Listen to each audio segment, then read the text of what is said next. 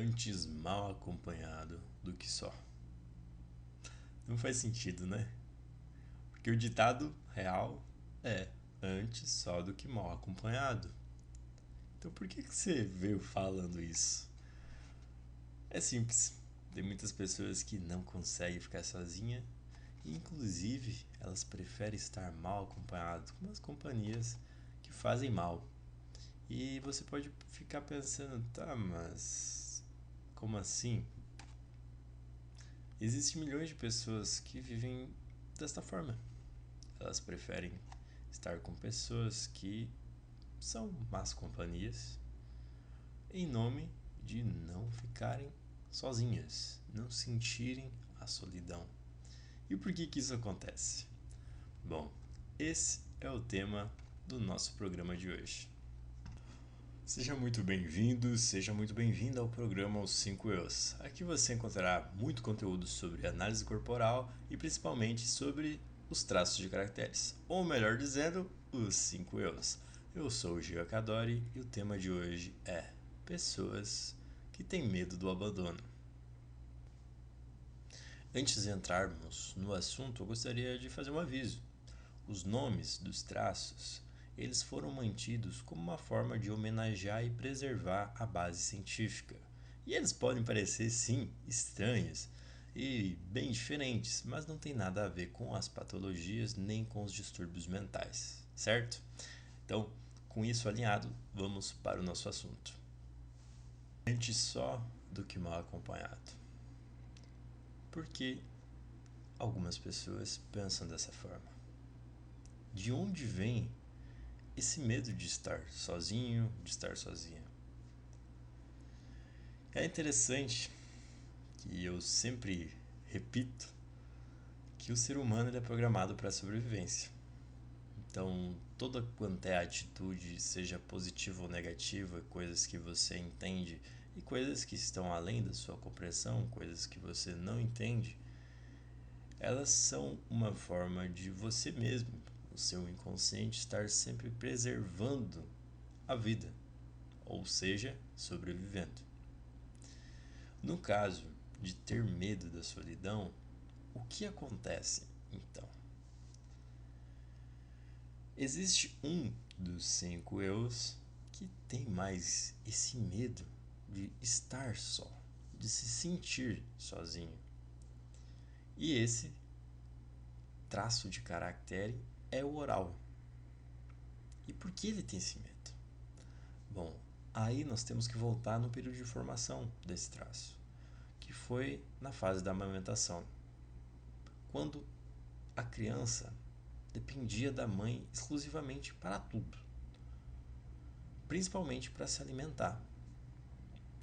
Se você parar para pensar, um bebê praticamente recém-nascido, né, com uns 2, 3 meses, se fosse deixado sozinho para se criar ao mundo, né, se fosse jogado assim para o mundo, para a vida, para sobreviver, essa criança iria conseguir se virar?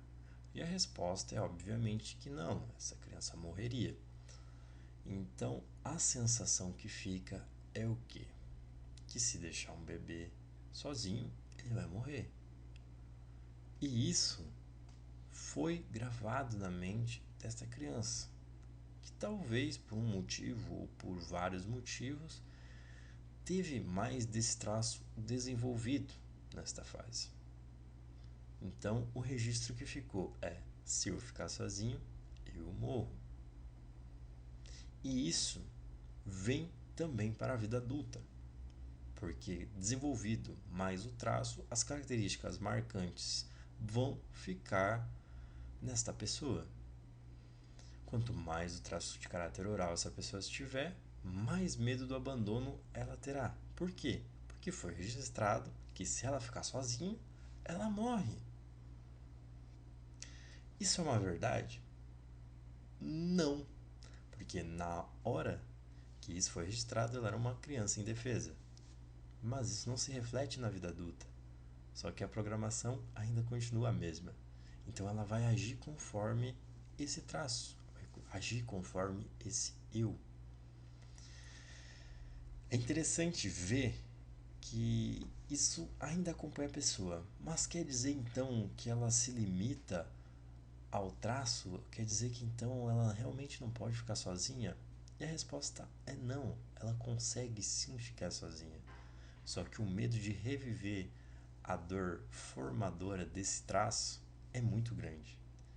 Então essa pessoa acaba não racionalizando, não usando a razão, mas sim aquela emoção que ela sentiu quando teve esse contato com essa dor a primeira vez, que foi a dor do abandono. Quantas vezes você já não escutou coisas que não gostou, mas não falou nada pra pessoa, nem achou ruim, só deu um sorrisinho amarelo, tipo, tipo, tá bom, né? Ou nem isso, nem nenhuma reação, nenhuma cara de desgosto, uma cara de reprovação, você só simplesmente deixou passar. Porque talvez magoasse a outra pessoa, falar, olha fulano, não gostei do que você falou. E às vezes essa ação pode ser sobre a sua própria imagem, pode ser uma piadinha de mau gosto, pode ser sobre algo que você estava tentando fazer, algo que você gostaria de fazer, e você não falou nada, deixou passar. Por quê? Porque você não quer desagradar o outro, porque você não quer que ele se afaste de você. Ou talvez porque você não quer arrumar uma briga e fazer com que as pessoas ao redor achem que você não é uma pessoa legal. Ou de certa forma afaste as pessoas, né? Porque quem gosta de pessoa que briguenta, né? Ninguém gosta. Então talvez você deixe que as pessoas incomodem, interfiram na sua vida e você não faz nada. Quando você fica em desvantagem para, de certa forma, fazer com que o outro perceba o seu valor ou para deixar o outro feliz ou fazer todas as vontades daquela pessoa, estar dentro de uma relação tóxica, por exemplo. E com relação, eu não quero dizer apenas a relação amorosa. Lógico que sim, a gente pode dar ênfase para essa relação, porque é bem importante e acontece muito. Mas existem outros variados tipos de relações que também podem ser tóxicas. Entre elas, pode ser relações entre amigos, relações entre família, relação no trabalho, colegas de serviço, etc e tal. Então você se coloca em desvantagem para poder fazer com que o outro se sinta melhor. Você sai perdendo para também não ficar sozinho. Você convive também com uma necessidade de agradar o outro, uma coisa que vem de dentro de você que você não consegue controlar. Você precisa agradar. E o interessante é que uma pessoa se desagrada no percorrer desse caminho. E quem é essa pessoa que se desagrada quando você tenta agradar todo mundo? É você mesmo. É você mesma. Você se desagrada porque você tenta agradar todos e infelizmente você talvez não agrade ninguém. Essa é a realidade da vida. A única pessoa que você tem certeza e controle que você pode agradar ou não é você mesmo. E outra coisa interessante que entra também nessa parte de agradar seria um dos meios de fazer isso acontecer, que é através da ajuda. E eu gosto muito de falar que a ajuda esconde um perigo muito grande. Existe um risco em ajudar aos outros. E você vai ficar pensando, como assim? Mas ajuda é uma coisa boa. Que ajuda os outros é bom. E realmente é uma atitude altruísta ajudar os outros. Só que quando você ajuda demais, uma pessoa fica de lado. Essa pessoa é você, obviamente. E não tem nada de errado em você ajudar e tendo condições de ajudar e você gostando, podendo fazer isso. Tudo bem, você pode fazer. Só que o problema é quando você está precisando de ajuda e mesmo assim você deixa de lado e vai ajudar o outro. E você sempre fica nesse ciclo de, pô, tem que ajudar, vou ajudar, vou ajudar. Acaba vivendo a vida para ajudar os outros. E como eu falei, tudo certo. A vida é sua. Você acredita que tem condições de ajudar e pode ajudar, tudo bem. Mas e quando você precisa de ajuda? Aí vem a decepção. Porque muitas vezes, quando você necessita de ajuda, logo você que ajudava todo mundo, quando tem essa necessidade, você se sente só. Por quê? Porque ninguém vem ajudar, ninguém vem prestar socorro. Isso traz uma grande frustração, traz uma grande tristeza para uma pessoa assim como você. E no geral, você vai vivendo a sua vida com uma frase que possivelmente você vai repetir muitas vezes, talvez em voz alta ou talvez vai repetir apenas na sua própria mente, que é a famosa frase: poderia ser pior. Tá no trabalho ruim? Eu não gosto do meu chefe, não gosto dos meus colegas de trabalho, mas é que eu já conheço. Eu sei já quais são os defeitos de um, quais são os defeitos de outros. Eu sei como levar essa situação. Então você já sabe lidar com o problema. Então, se eu sair desse trabalho, pode ser que seja pior. Vai que eu arrumo um trabalho pior que esse, né? Aqui eu sou meio que desrespeitado de certa forma, né? Me chamam por coisas que eu não gostaria que me chamassem, mas poderia ser pior, né? O salário tá dando para pagar as contas. O chefe é chato, mas a gente releva, né? Às vezes falta com respeito, né? Coisa que não deveria fazer, mas poderia ser pior. E você continua ali. Às vezes você tá num relacionamento ruim, às vezes você tá com uma pessoa que é um traste, uma pessoa que te faz mal. Talvez te traia, talvez não te trate da forma que você gostaria de ser tratado ou tratada. Isso serve tanto para homens quanto para mulheres. Não é só homens ruins que existem, mas existem mulheres ruins também. Então, antes mal acompanhado do que só, não é mesmo? Mas você pensa, não, mas poderia ser pior. A pessoa boa fez aqui de mal pra mim. Tem algumas coisas que reclama demais ou tem esse defeito aqui, tem aquele defeito lá, mas eu já conheço, eu sei que é uma pessoa boa, gosta de mim, tem esse defeito, mas tem essa qualidade. E vai que eu arrumo um pior, né? Ou o pior de tudo, vai que eu fico sozinho, ou sozinho, não consigo arrumar mais ninguém. É melhor ficar com isso aqui tá bom. Então, vou estar com alguém, pelo menos. Então, o medo de estar sozinho prejudica a vida desta forma também. Poderia citar outras coisas também. Por exemplo, uma amizade de anos, talvez, e você mantenha. E você seja um bom amigo, um ótimo amigo. Como eu falei, você se preocupa com a pessoa, você ajuda essa pessoa sempre que ela precisa e sempre está lá para quando essa pessoa precisar. Mas às vezes a relação não é mútua. A relação não tem uma retribuição. Você é um bom amigo, mas talvez a outra pessoa não seja um bom amigo ou boa amiga. E você mantém essa relação, mesmo fazendo que também seja prejudicial para sua vida. Mas como assim, Gia? Me dá um exemplo. Simples. Às vezes você faz de tudo pela outra pessoa, como eu falei, você está lá por essa pessoa e essa pessoa sempre está te desmerecendo, falando que você não é bom o suficiente, falando que o que você tentar fazer você não vai conseguir, te desmerecer de alguma forma, ou simplesmente sempre pedir ajuda e nunca ajudar. Então, cobra, sempre está cobrando, mas nunca está pagando de volta. Então é aquela famosa frase de pagar o bem por mal, né? Na verdade seria invertido, mas nesse caso seria pagar o bem com o mal, enquanto você está sempre pagando o mal com o bem. Então é uma balança que está desequilibrada. E se você começar a analisar cada relação da sua vida, e como eu falei, não apenas a relação amorosa, mas a relação com as pessoas, em que relação que a balança está igual? Você é para a pessoa o que aquela pessoa é para você.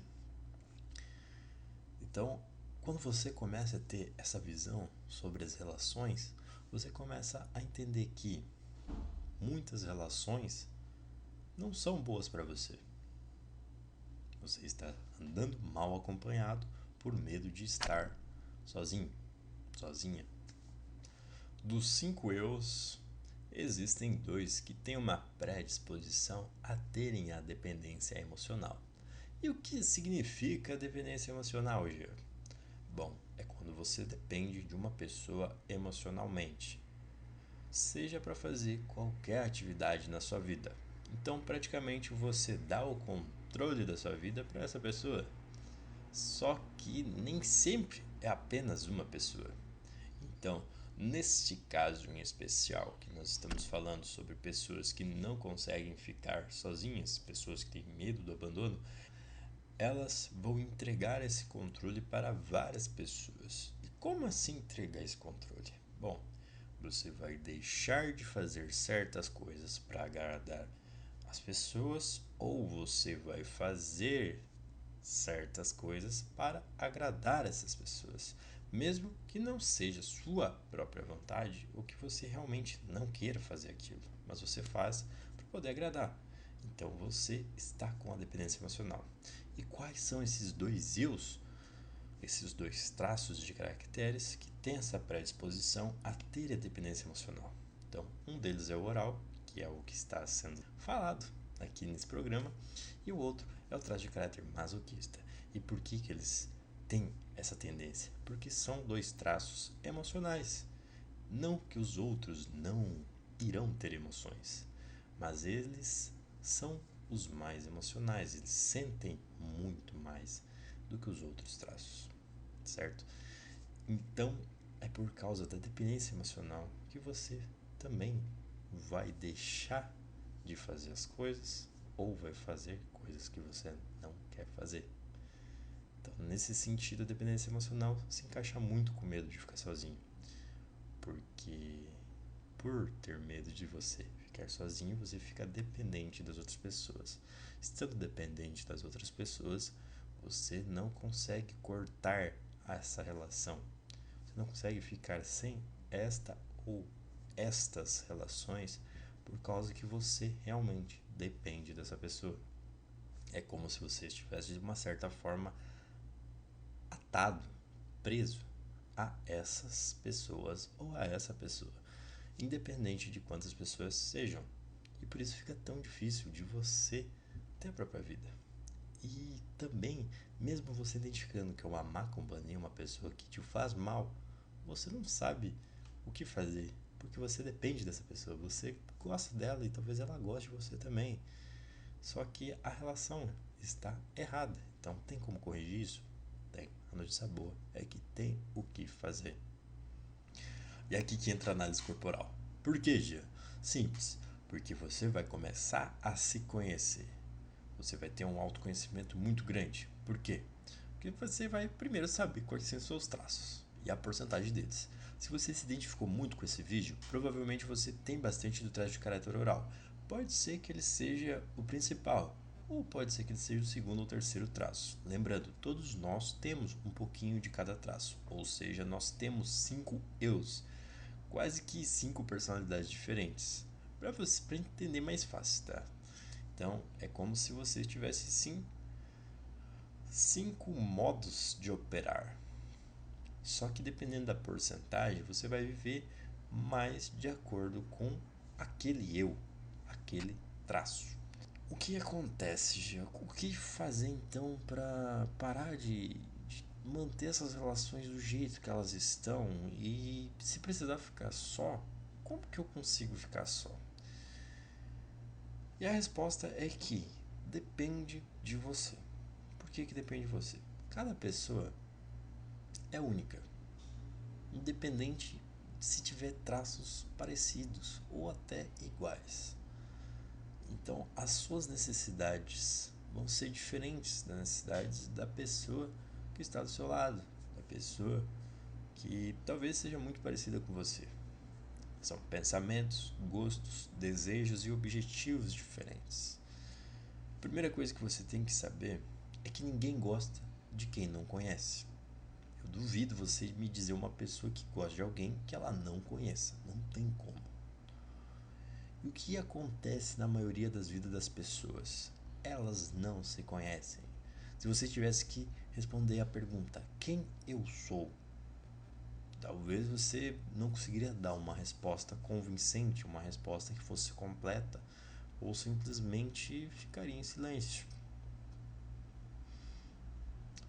E aqui, o que faz a diferença é justamente isso: se conhecer. Quando você se conhece, você gosta de você. Você curte a sua própria companhia.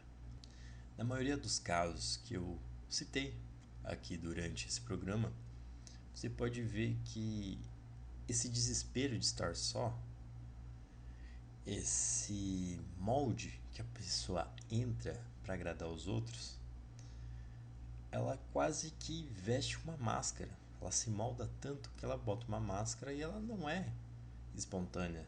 Ou seja, ela não é quem ela realmente é. E de tanto viver assim, ela acaba se esquecendo de quem ela é. E o poder do autoconhecimento é resgatar essa essência, resgatar quem a pessoa é, ela se descobrir, ela se conhecer, para poder, sim, resgatar a autoestima, poder resgatar ela mesma. Então, ela, a partir do momento que ela se conhece, ela pode gostar de ser quem ela é, porque nós somos quem nós precisamos ser. Então, a gente desenvolveu os traços, a gente tem um pouquinho de cada um, mas sempre vai ter algum que se destaca. Por quê? Porque foi necessário, foi um mecanismo de sobrevivência. Só que por que a vida das pessoas, de algumas pessoas, é ruim e de outras é boa? Simplesmente pelo fato da aceitação de quem ela é, de quem você é. E como assim? Então quer dizer que eu não me aceito, Jean? Bom, talvez você nem se conheça, você nem sabe o que tem para aceitar ou não. E não seja por má vontade ou seja numa intenção ruim. Você simplesmente não sabe. E o não saber te faz com que você viva de uma forma que dá para se considerar errada. Se você quiser que um peixe voe, ele não vai voar. Por quê? Porque ele não tem asa, porque ele não foi moldado para isso, ele não foi formado para isso, o corpo dele é diferente. E os nossos corpos, eles refletem os traços, a forma com que a gente pode viver da melhor forma. O que o peixe pode fazer semelhante a voar? Ele pode pular da água, ele pode tomar um impulso, vir para a água e pular. Só que ele não vai voar. Quem voa é um pássaro. O pássaro voa. Ao mesmo tempo que existem pássaros que acho que nem sei se existe que nada.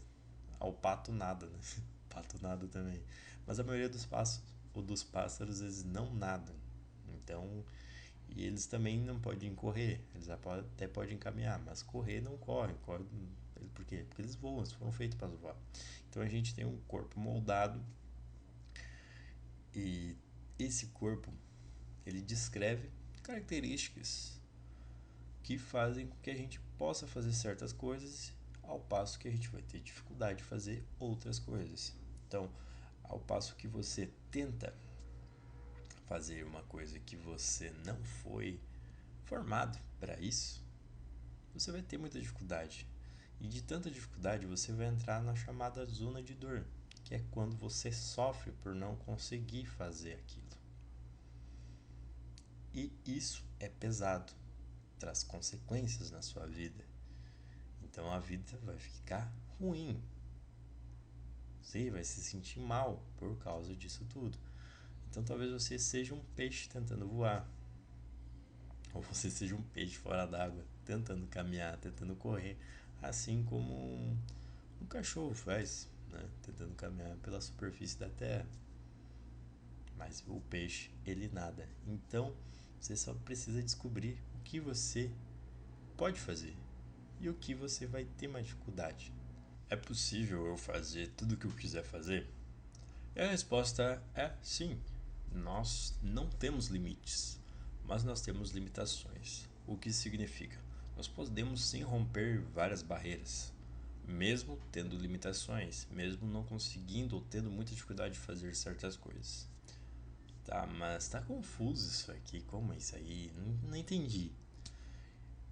Eu vou dar um exemplo, na verdade eu vou dar mais que um exemplo, vou dar uns 2 ou 3 exemplos que vão cair perfeitamente nesse assunto aqui. Por exemplo, um ser humano consegue correr mais rápido que um cavalo? E a resposta é não. Óbvio que não, o cavalo é mais rápido que o ser humano. Mas e se você tiver um carro? Se você estiver dentro de um carro, a maioria dos carros, mesmo os mais fracos da atualidade, que não tem motor, sei lá o que define a velocidade do carro, eu acredito que sejam mais rápidos que um cavalo. Então, o ser humano consegue ser mais rápido que um cavalo através de uma criação que ele usou. Ok. O ser humano voa, você consegue voar? E a resposta é não. Óbvio que não. Você não consegue voar, você não vai bater os braços e voar igual um pássaro. Mas você pode comprar uma passagem de avião, entrar no avião e voar por aí pelo céu. Outra coisa, você consegue entrar no fundo do mar a sei lá quantos mil pés de profundidade. E a resposta também vai ser não. Como é que você vai nadar até lá? Não tem o oxigênio, não tem como sobreviver, fora a pressão do mar é muito grande e pode esmagar o ser humano. Enfim, existem várias coisas que não dá para fazer. Mas se você entrar num submarino, você pode navegar por debaixo da água, submergir na verdade, e estar lá no fundo do mar, olhando os peixes lá, olhando as coisinhas lá bonitinhas lá debaixo do mar. Então, existem sim limitações, mas não existem limites. Então, se você quer fazer algumas coisas, você tem que achar formas corretas de fazer isso aí. Então, o ser humano utiliza de ferramentas, meios, para conseguir fazer coisas que ele não conseguiria fazer na forma base, por assim dizer, apenas por ser um ser humano. E a análise corporal é justamente isso. Ela é uma ferramenta que ela vai te proporcionar o quê? O conhecimento necessário para você fazer além das suas limitações, de você ultrapassar os seus limites, você conseguir chegar onde você quer chegar, seja lá onde for. Então, se você quer melhorar o seu relacionamento, se você quer melhorar no trabalho, se você quer ganhar mais dinheiro, se você quer usar suas qualidades da melhor forma possível, tudo isso a análise corporal pode te proporcionar. Esse é o poder do autoconhecimento e esse é o poder da análise corporal. Espero que tenha gostado do programa de hoje. Agradeço por ter assistido até aqui e um grande abraço e até a próxima.